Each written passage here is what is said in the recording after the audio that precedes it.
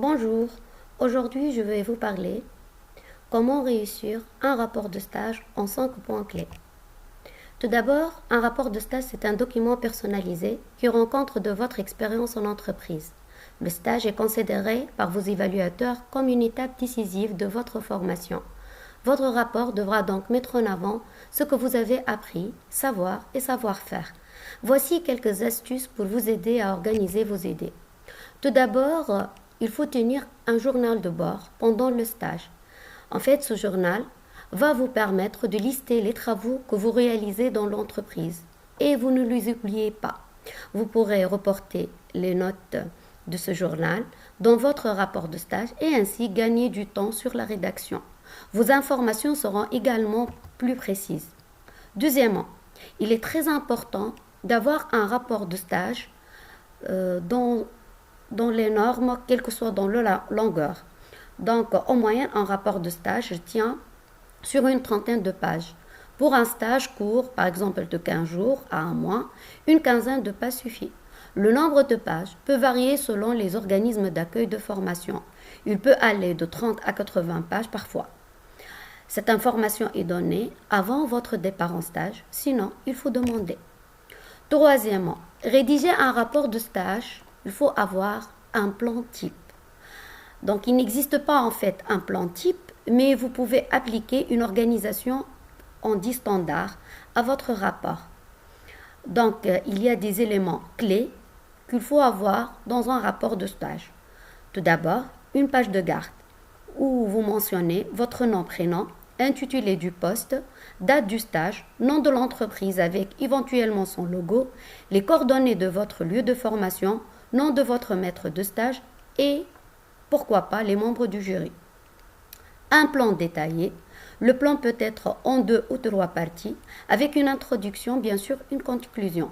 Chaque partie contient plusieurs paragraphes numérotés, ainsi 1, 1.1, 1.2, etc. Exemple d'un plan. Introduction, sommaire, qui en fait représente la vitrine de votre mémoire. Il reflète le contenu et permet à l'évaluateur de juger votre travail. Numérotez les parties, sections, paragraphes, afin d'obtenir une bonne lisibilité. Donc le sommaire, le plan, doit être paginé. Description de l'entreprise, donc son secteur d'activité, les types de services proposés, rapport à la concurrence, organisation interne, etc. Si vous avez fait un stage dans le service, par exemple ressources humaines, de l'entreprise, vous détaillerez la partie consacrée à l'organisation interne. Quatrième point, la description de vos activités, donc les tâches effectuées, les outils à votre disposition, etc. Conclusion, vous situerez ce stage dans le cadre de votre formation générale. Vous ferez la synthèse des nouvelles compétences acquises. Il est très important de mettre en valeur les bénéfices de ce stage dans votre formation. Sixièmement, il existe d'autres éléments qu'on peut en fait les qualifier de facultatifs, comme les annexes où il y a les graphiques, les tableaux qui sont déjà mentionnés dans votre rapport de stage, glossaire, termes techniques utilisés, parfois situés en début de rapport selon les exigences de votre établissement ou centre de formation.